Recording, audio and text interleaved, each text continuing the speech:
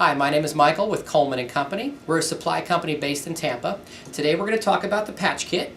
It's a simple little process that we can show you how using polyester material, polyester thread, and a fancy heat seal on the back that's also poly, the whole system comes down to making one patch with a heat sealed edge so that the edge does not unravel. Now the whole process begins at the embroidery machine. The patch material currently is offered in 10 different colors. Basically, the color of the material becomes the background color of the patch. So as you can tell, all this material looks like it's been stitched. So you're saving quite a bit of time and money in not having to stitch that out. You're going to be stitching the outer border. Every patch basically has a border of any shape, and then the interior of the patch. So all we have to do at this point, the material is hooped, we're going to hit the start button, and we will pick up this patch when it's finished.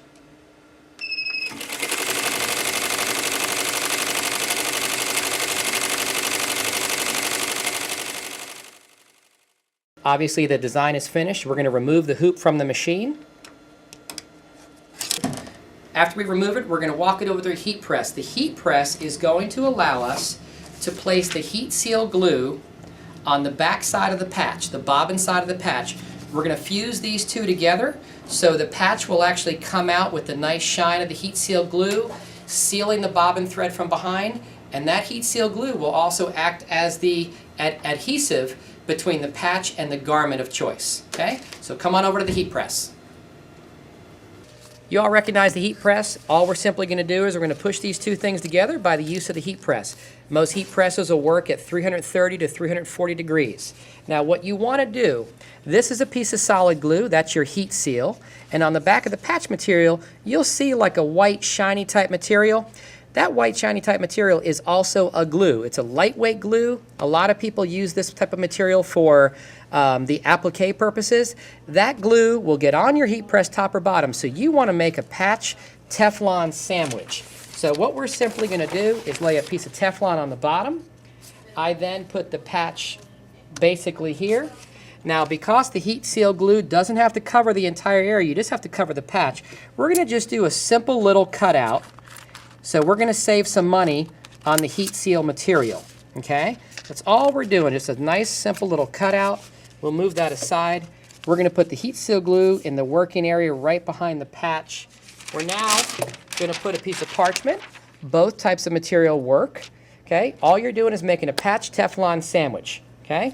So at this point, we're going to press the two together, and all you need to do is press it for about 10 seconds, and what I like to do is both sides. So 10 seconds on one side, then when it's finished, flip it over and press it again. Okay? So we're going to pop things up, and we're going to flip the whole patch sandwich over, and we're going to press it another time. We like to press things twice. Okay? It's even more important when you're attaching the patch to the final garment. Pressing from the front for placement for about 10 seconds, pressing from behind the garment where the patch is for 20. Okay? Go. We're going to let stuff cool just a little bit, and as that's cooling, we'll be able to peel it off, and this patch is going to be ready for the final part, and that is cutting it out. Do you see the shine behind it? This patch is sealed from behind. Now we're going to go back to the workstation and start cutting. The patch is finished. As far as heat pressing, we sewed it out. We put the heat seal glue behind it. Now sometimes the little backer paper that's on the back of the heat seal glue will stick to it. It doesn't really matter. It will come off eventually, especially when you need to heat press it to the final garment. But what we're going to do at this point is I usually will recommend people cut the material out so that all they're doing is a rough cut. You're not getting too close to the stitches. We all know, who have had failed patches before, we know what happens when you put a pair of scissors near that stitched border. It's going to unravel. And that's why this system works so well. It will help you keep those stitches together. Now if you notice, what's behind here is a piece of glass. Normally I like to use a circular glass or an oval glass without the sharp edge, but get this at your local hardware store, local arts and crafts. The glass surface will handle the heat of the hot knife and also give you a nice smooth cutting surface. Now the hot knife I mentioned, is basically a wood burning tool. It's not a wood burning tool your grandfather used to use. It is a low temperature wood burning tool. As you can tell from the residue on the tool itself, I use the tip in virtually everything I do, but I even use the body of the tool. Now, spanning over here, you've got what we refer to as a hot tool holder. It helps keep the tool off your table, stops burning your tablecloth, hopefully won't burn you. The other item that I use, which is another low-key item, is a dry paper towel. I simply fold it over a couple times. This is my wipe-off station.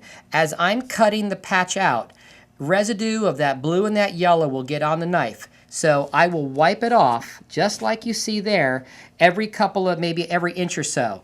And that way it doesn't transfer to another part of the patch. What's really important there is if I was to cut out a white patch, look at this, there's no brown, there's no burn marks anywhere on this patch. I can cut out a white patch and keep everything the color it's intended to be. The knife is not hot enough to cause damage like that. But if I didn't wipe the stuff off, the residue, I could transfer it over on a final patch, cut maybe be from here to here, and it'll turn brown. So as the residue sits on the tip, it will continue to cook. So you want to wipe it off, okay? We'll get that one out of the way. We'll set ourselves up. Now, the whole premise of making this patch is to use the hot knife against that outer edge. We're going to go right against the edge. We're not inside the patch. We're not way out here, although people can do both ways. I simply start on an edge and let the hot knife do the job of cutting through the material, and when it cuts through the material, it is sealing the edge. Now at this point, I need to move the patch, or I can move the whole piece of glass. But when I do that, that's when I will wipe stuff off. Do you see the yellow that it left behind? That's what we're wiping off. We're wiping off some residue. Now let's take a quick look at what we've done so far. Look at this. This is getting cut through. It's getting sealed. That edge is being cut. When that is on a final garment, you're not going to be even able to see that little bit of yellow there that's poking through.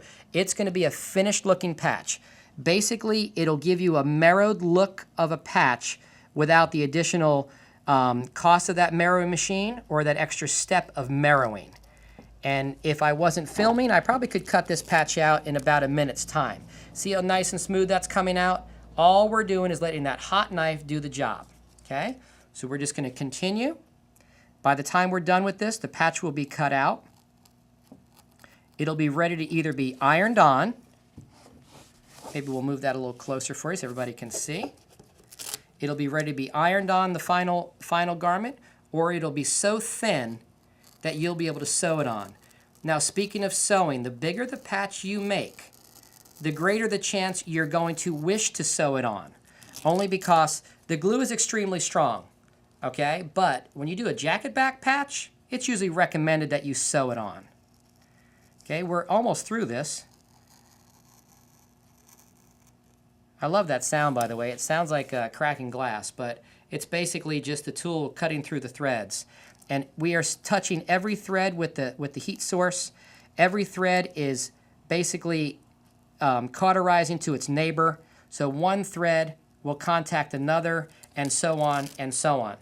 Now that final little bit of thread, I didn't quite cut through just right. I went a little too fast, so we're going to go over that last part again. And using the barrel of the hot knife, if you have any rough spots, you literally could just use the barrel and just smooth it out. Okay? This patch is done. As you can tell, it's a nice clean edge. We'll actually move some things out of the way here to show you. It's a nice clean edge. It's finished. There's nothing else to do to this patch. Look how thin this patch comes out. This patch is easy to sew on to its final destination, or we simply use that shiny material that's on the back. That's our heat sealed glue. And we are going to go over to the heat press. Let me put the knife down. We're going to go back to the heat press with a garment, and we're going to put this patch on a final destination. So come with us. We are back at the heat press. The patch is finished. It's cut out. It's solid. It's done. What we're going to do is simply show you the final step, so to speak. Something you can do on your own for your customer or instruct your customer. You can also use a hand iron, the same iron that everybody has at home, basically a clothes iron. You can use the same thing. The setting on a hand iron is not 330 or 340 degrees like a heat press. The hand iron is a setting between the wool and cotton setting. Wool and cotton, right in between there, it'll get you about 330 degrees. Okay? The difference between a hand iron and a heat press, well, these cost a whole lot more. You can get a lot more done with this. It's got timers, the whole 9 yards. And you can adjust the pressure. All we're doing is we are going to place the t-shirt right on that heat press. We're going to put the patch exactly where we want it. We always press from the front for placement. We're not going to go too long, but again, we're going to cover it with a piece of parchment paper or Teflon. They both do the job. We're going to press this down for about 10 seconds. Once it's done being pressed, we are going to open the heat press. We're going to flip the entire garment over, press it from behind for about 20-25 seconds. What you're doing when you press it from the back side of the garment is you're putting the heat behind the patch. That's where the glue is. You're putting the heat back there, and that's when the strength of that patch will get into the garment. The glue will try to reach the heat source, which is the top of the heat press. The glue will try to come through, and that's when you give the patch the strength. Once again, we're going to count down to about 20 seconds on this, and by the time we're finished, the patch is done. Just about there. And don't forget, the bigger the patch, the more the chance you're going to want to sew that out. A nice little outline stitch.